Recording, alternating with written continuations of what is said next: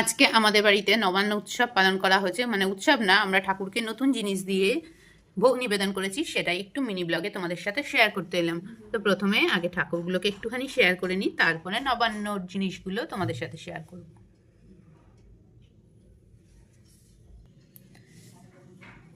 তো কার কার বাড়িতে নবান্ন উৎসব পালন হয় সেটা আমাকে মিনি ব্লগে কিন্তু সবাই জানিয়ে দিও কমেন্ট করে। আমাদের বাড়িতে কিভাবে হয় সেটাই একটু শেয়ার করলাম। তো সব কিছু নতুন জিনিস দিতে হয়। এখানে নতুন গোবিন্দভোগ চাল, যত রকমের ফল আছে সব রকমের ফলই মোটামুটি আমরা ব্যবহার করছি। আর এই সময় যে ফলগুলো লাগে পাওয়া যায় সেগুলো তো অবশ্যই দিতে হয়। তো সেগুলো দিয়েই পেস্ট করে নিয়েছি, একদম পেস্ট করে। এইভাবে আমরা নবান্ন জিনিস সব কিছু ঠাকুরকে নিবেদন করি। নতুন গুড়, নতুন চাল, নতুন ফল আর দুধ, আর এর মধ্যে নতুন গুড়ের মিষ্টি, সমস্ত কিছু দিয়ে মেখে নিয়েছি।